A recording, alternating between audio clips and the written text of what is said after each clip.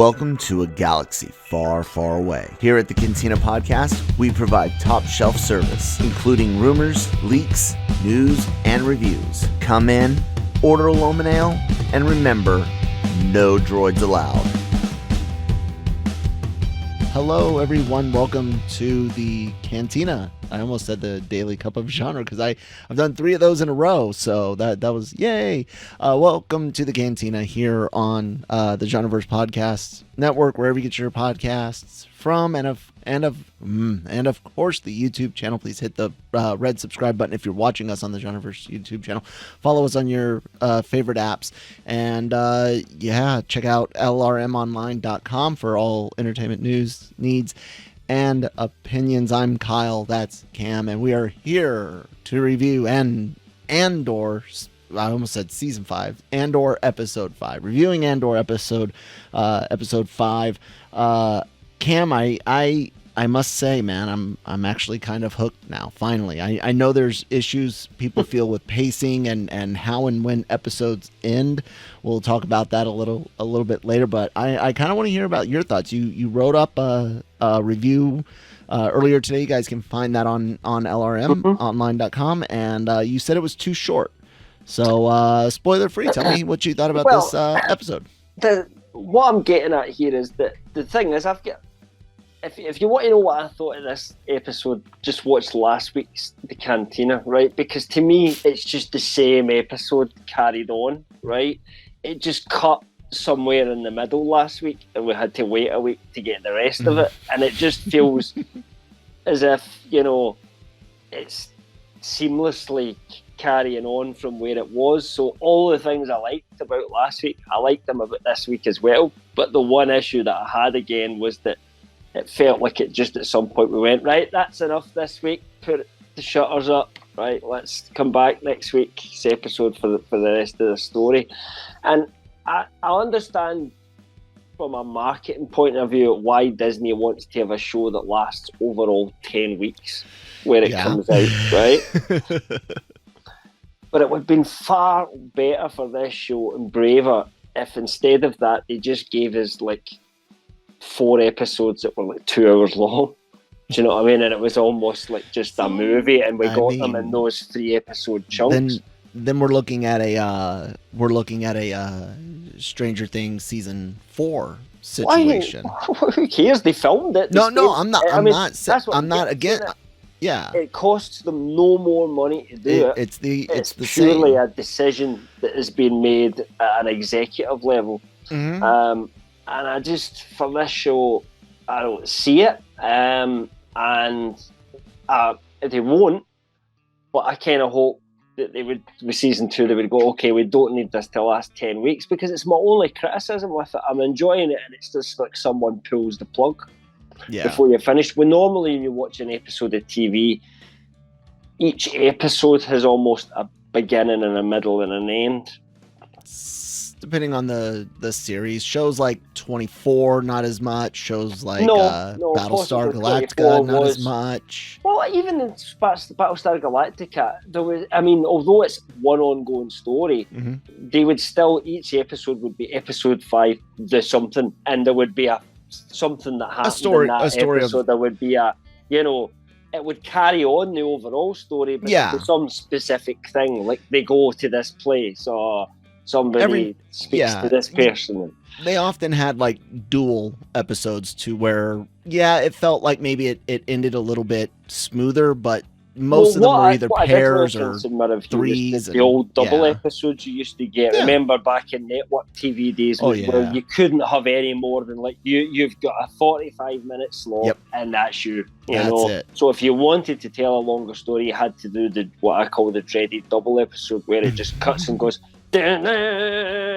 see what happens next week, and then you come back next week. Now it's not quite as dramatic as that in Andor, but you get my point of view. That's what I'm saying, that this doesn't feel episodic to me. It feels like I'm getting one story cut up into 3 chunks, and that's it's a strange criticism, and the only reason I'm criticizing it is because I really, really enjoy it, and I'm enjoying watching it, and I want to keep watching more.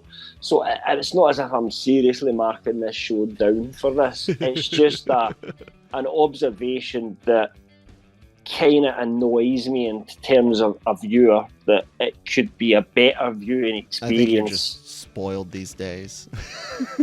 In a way, I think a lot of people are, though. I mentioned Stranger Things, you know, and it's not I mean, wanting what you want is never a problem with me. I'm spoiled in many ways, as is all viewers. I get it. I can feel it too, and I get frustrated because I am like you. I want more, but I don't necessarily know that I would want this to all hit at once. I think I do in a 2-hour chunk. No, not necessarily. We got in the first week. Yeah. I don't necessarily think that's the best way. I wish Disney would look at more hybrid, like when they have like this situation. If we had gotten these 2 episodes together, I do think that would be better. I don't necessarily know we need 2 or 3 every week, right? So, but I think 3 next week is going to feel like just the same thing. It's just we're not going to feel the same next week, because it is going to almost have an ending where you move on to the next story again. That chapter, you know? Yeah. And like I said, there are some shows that use this style. There are fewer than what most people are used to. But like I said in our Discord, which you guys can find a link to in the description box below, I'm happy to be frustrated that it's over, because it's not like it's over and that's a negative thing. It's like I want more, and I never felt like I can't wait until next week's Obi-Wan Kenobi. I never felt, man, I really, other than certain episodes for Kenobi and Book of Boba Fett, I was never like, I can't wait for the next Book of Boba Fett. I'm like, no, can we just get it all now so I can just finish it?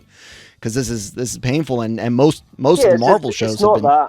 It's not that. Yeah, no. It's completely different on why it's like, oh my God, it's over. So I get some people's frustrations, but I guess I'm trying to make sure that I can approach it as to kind of like I said, I kind of got a 24 vibe in some ways for this show's approach.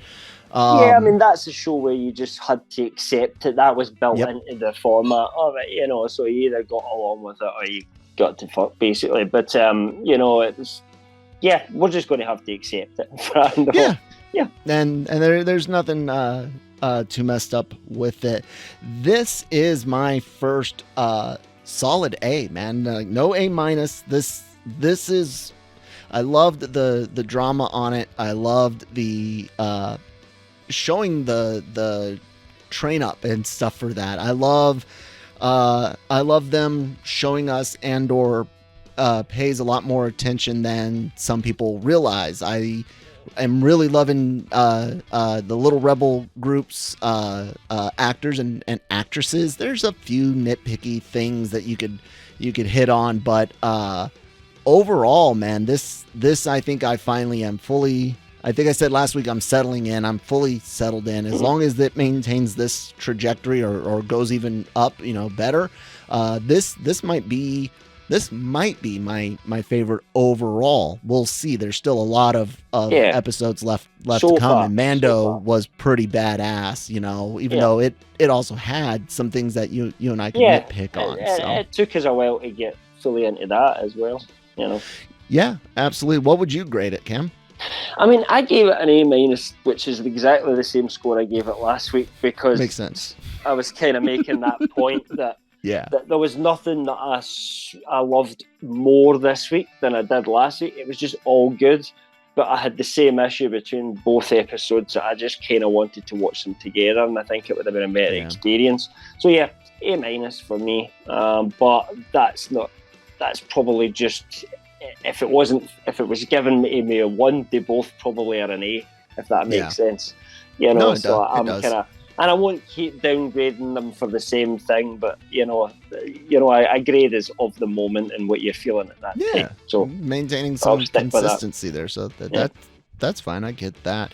You ready to chit chat about a few spoilers? There isn't too much. There's no shocking reveals just or talking anything. about the shit we liked and what was cool, I suppose. Yeah.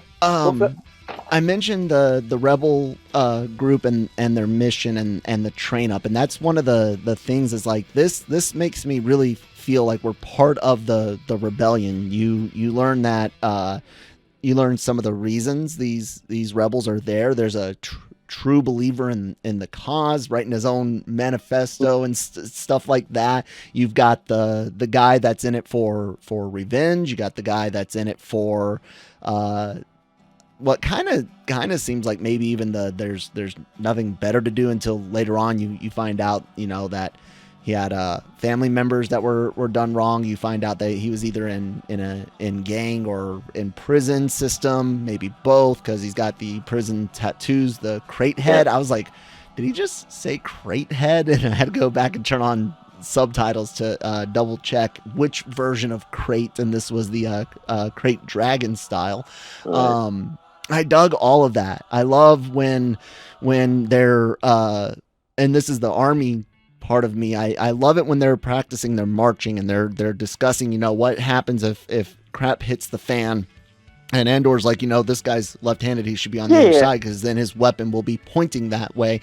And we do that in the army. Whenever we have left-handed people and we're moving in a formation, we will tend to put them on the right-hand side where they can have their weapons pointed that way, where they're gonna shoot at, while my weapon is down and to the left in a low ready, so it's easy for me to cover stuff on my left. I'm already there. If you shoot right-handed, you're already here. So little things like that.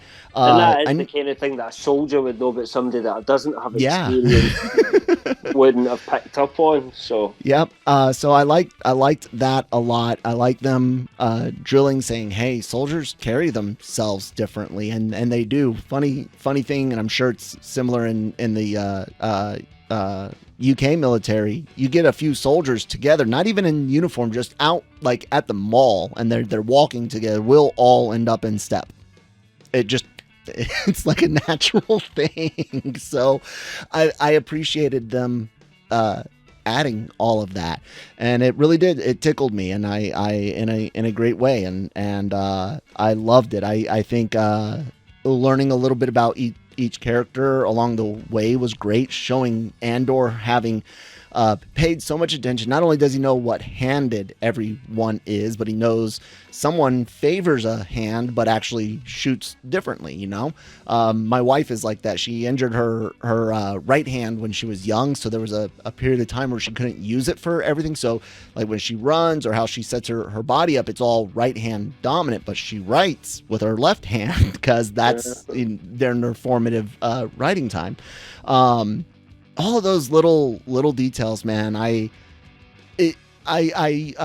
tweeted at Mike Stackpole asking if he's watching the show, and I said, this feels really. Those that might not know, Mike Stackpole's author of the Rogue Squadron books, amongst many other things, both in and out of Star Wars. I messaged or tweeted at him, seeing how he's feeling about it, and I said, this feels more EU than anything not EU should. Like this even feels more EU than Rogue One. I feel like I'm going to hear some names like Iella or Arian Kraken or something like that, or Pash, his son. I feel like I'm going to hear some EU stuff any freaking minute, because it reminds me of those types of books, that real low level spread out type situation. I don't know, what do you think about all the stuff with the rebel group down there on that planet? Yeah, no, I think it's great. They've got a great group dynamic between them. At the end of the day, I was talking about this in my review as well. Drama's not pew pew pew bang bang. Drama. Yeah. That's where we add the flavour in. We add the flavour in. Drama ultimately comes from two humans who disagree on something ultimately, or two humans that are forced to work together. You know, very simple concepts, and that's on show here because, as you said, it's kind of very authentic to these people who are paranoid and not particularly that skilled, you know, and just kind of flying by the seat of their pants, but doing the best that they possibly can to try and do things in the right way. And Andor himself has kind of come into the realization of how green they really are at this point. And, you know, from someone who came in as an outsider, he's slowly but surely taking on a leadership role because he sees the need for it. Not in terms of, I think Vel is okay in some sort of sense, but, you know, he needs to take a kind of more leading line in certain respects. So, you know, I'm flying the ship, I'm flying it out because I'm the only one that knows what I'm doing. Do you know what I mean? And I think we might never see him work with these people again, but I think if we did, we would start to see him take on the more leadership role because he's simply got more experience and more intelligence in many areas. This situation, maybe because of the scuddy life he's led, you know, compared to maybe where they've come from. Who knows? That's kind of the way it goes. But it was really, really good. Yeah. I think the one thing, that I did want to say that I absolutely loved, just a great scene, and it's part of that, is when the TIE fighter comes in. I like that. Yeah. What'd you like about it specifically? The way they use sound in this show is really good. You know, sound design is outstanding. And if you think about one of the things that attracted us as kids to that original Star Wars, it was the interesting and unique sound design. It was Ben Burtt coming up with stuff that we had never heard before. So when you hear that, sounds like something you've never heard before. And they're not reinventing the wheel here. They're using the stuff that Burtt came up with, but it's almost like they realised the power of it and they're using it quite dynamically.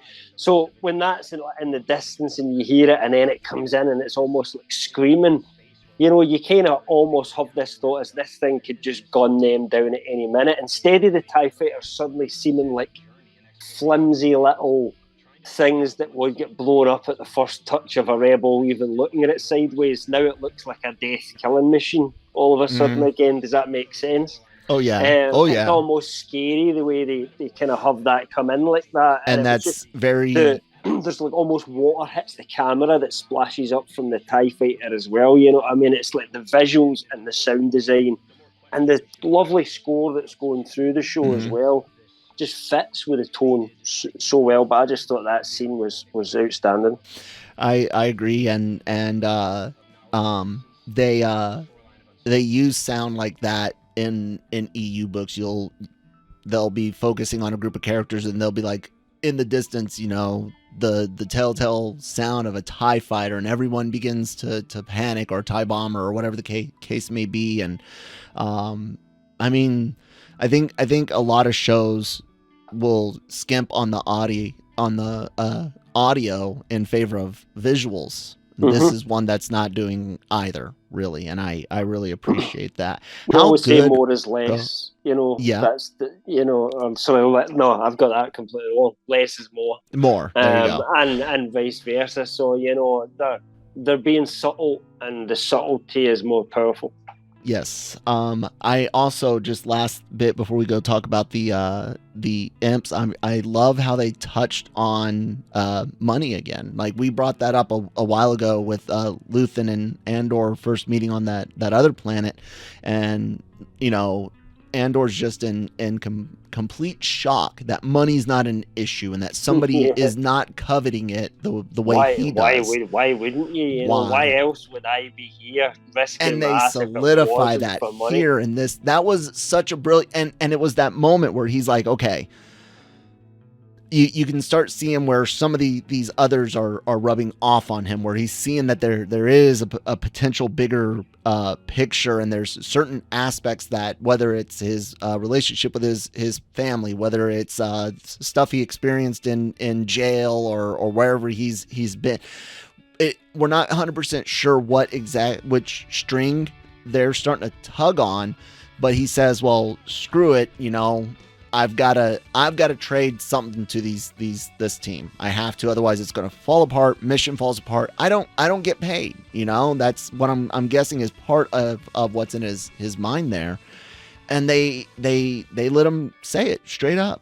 I got paid, and I want my money. And there's nothing else in my life that matters as much. You guys, I know some of your things that matter. This is mine, and it was such a good, well written moment. I thought I really enjoyed it. Yeah, no, absolutely. Yep. No. So the imps. One thing that I really liked about this traitor, this traitorous bastard. I enjoyed the him going through his checks and him setting up for the heist. Yeah. And one of the most brilliant things besides the fact that they got this natural event to cover for the heist, he manages to use that and the idea of morale and soldier morale to clear the room, and makes it seem like someone else asked for it. Yeah, he was against it. He was no, you're going to come in here. He wanted his all working. Yeah, he wanted his people to do work. Brilliant. I mean, so many would have done something else to get to clear the room, or even ignored clearing the room and just been like, oh yeah, it was if this was a sequel movie, the skeleton crew would have just been there because and they would have had Ray download a to be force fair, ability. you don't have time to necessarily to explain that story in a movie. I'm just trying to make fun of the. But that's when you try to cram too much into a movie as well. Sometimes when you sit back and see it. Yeah, and so I really appreciated that little those little details with them, and without even dealing too much with the kind of opponents, the female and the other Imperial. I forget their names right now. Those Daedra is the female officer. Her name's Daedra.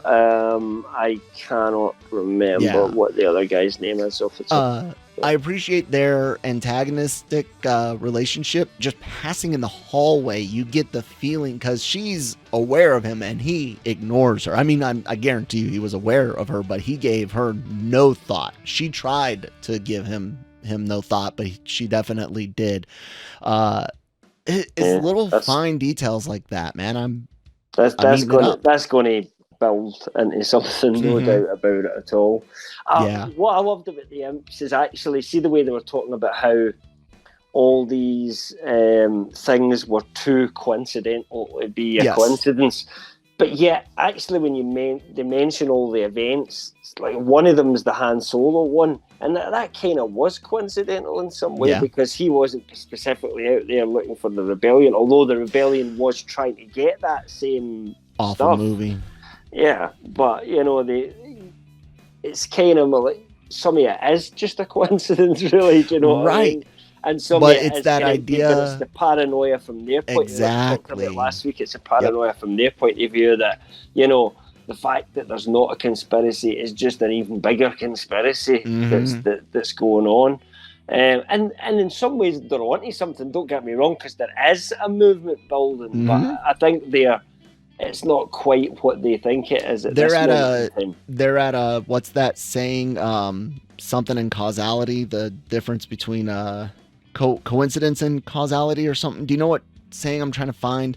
Someone in the audience. Basically, just because A led to B doesn't mean like A caused B, or A happened before B does not mean that A caused B. Right, yeah. That's what I'm basically saying. So they're kind of in that mind frame where it's like, yeah, these things could be connected. They deal with certain technology. They've got kind of this flair to them, and then that paranoia comes in and plays on it, and you start connecting dots that are all on the same page, but that wasn't the order. You just connected dot 36 with dot 38 instead of 36 to 37. Don't get it wrong. 38 might be included, but via a different, route. So, yeah, I do, man. I'm eating it, and me, I'm real anti 3D live action human beings these days. But also you're I very am. anti this period of Star Wars. I am, because we've just been in it too much. But they're delivering on But they're showing us the bits that they haven't showed us before. Exactly. I love it. It's so good. The bad guys, how the Empire actually functions as a society before the real kind of rebellion kicks in. It's hinted at in places like Rebels, but it's a kids cartoon show, so there's only so much they can do before they have to give you a fun mission to go on again or something like that. But this show can do that. They can, and it's easily. giving us something different. Yeah. I love the just a little bit on Karn, his interactions with his mom. Great. It really informs a lot of that character. What a bitch. And I as someone who had a very, very antagonistic relationship with my own mother. She's not the most mentally well person. It's not an excuse, but it is context. So I had some issues coming up, so I can empathize with a mean mom in a way. And my mother and I are on good terms these days. So still not necessarily well, but progress. So I like that they're showing that. We mentioned this in our first review for the first 3 episodes that wrong button, that we could have followed this guy and been really happy about it. We could have left him there and it just been, yeah. Sorry, I got my alarm going off. Could have just been that one, that one event, and we would have been equally happy. Yep. Well, we're following him for a minute. Yeah, I'm really happy. Yeah, we're going to get an arc for him. I mean, there's definitely going to be an ongoing arc for him. And what I love is that it seems to be going down again, that Inspector Yavert, territory. He's looking at the hollow picture of Andor. There's an obsession forming there. Yep. And it'll be interesting to see what Uncle Harlow provides for him. I'm guessing it'll be something Imperial. Who knows? But that would be my guess. And he'll get the chance once more to kind of go after his prey that he is so determined to kind of go after and catch, who really at this moment in time is so inconsequential to anything really that's going on. Yeah, for the moment. For the moment. Yeah, that changes by the time you get to Rogue One, I guess, and he's still in Death Star plans and stuff. But yeah. Leading us on to Coruscant then. Mothma and Luthen. Luthen only has a small part. Mothma has a small part in this, but I felt they were both well executed, showing one, Mothma's situation, being surrounded by people that are fine with the current status quo. They're wealthy. They've got everything they need. They really don't seem to give two craps about any systems being oppressed or anything like that. Not necessarily bad people, her husband and daughter, but just complacent, if you will, or complicit, maybe even. Ignorant, I would guess, would be probably more accurate. I mean, how many people that live within a corrupt system truly appreciate it for what it is? People that don't appreciate that they don't have a democracy anymore still think that they do, and the Emperor's listening to what people are saying. Mon Mothma understands, but clearly she's not spoke to her husband or her daughter about any of her thoughts. She doesn't even trust them at this point. At all. Even though they know she's a bit of a bleeding heart, if you will. That's what's causing the friction in the relationship, because she's hiding stuff from them. Yes, absolutely. I think the beauty of what we saw from both Mon Mothma and Luthen this week was just little glimpses at their personal lives. Their isolation, even. Their not so much paranoia in this case, although Luthen a little bit, but more of their desperation. Of their desperation. I really like it. Yeah, absolutely. Actually, I just thought of one criticism about this Sure. show so far. I wonder if you'll agree with me. Um, I don't think we've seen one non-human character in this show yet. Now, were those humans just covered in yellow, or was that supposed to be a yellow alien and the ship crashed Andor got picked up on? I'm not sure, but maybe because they had very very yellow skin, but there was also yellow Was that not smoke. like the suit they were wearing?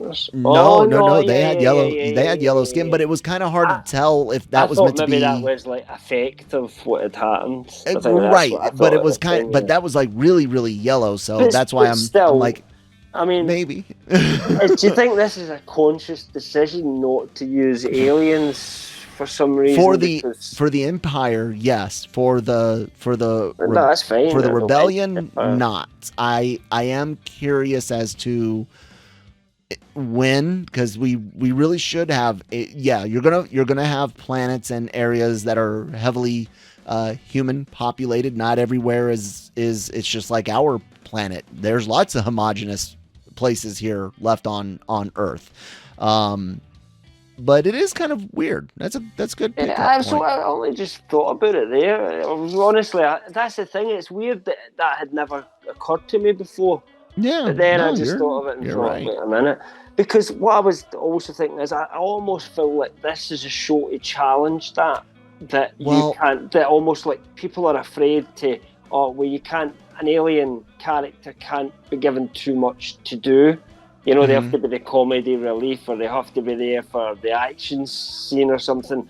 And I kind of want to see an alien that we really get to know and has some actual emotional drama and Like explore Ahsoka, some of but that, you know what I not mean? just her. Yeah, but I mean, Ahsoka's not. We've not had Ahsoka's own series yet, so Yeah, all we've yeah, had yeah. from That's what Ahsoka I'm is cameos. saying. We've not had enough time to get Like into the that. But character, yeah, but yeah, yeah, yeah, yeah. not her specifically. Yeah. Yeah, I mean, there's been a little bit here and there in Mando, but most of the big roles have all Yep. been human roles. You Humans. know, I'm talking And about a meaty, heavy role that's alien. the only thing that might story wise be why is the planet that we started on with Andor is Imperial controlled, of course, the corporate company in charge of the planet and their security and stuff. That makes sense for that.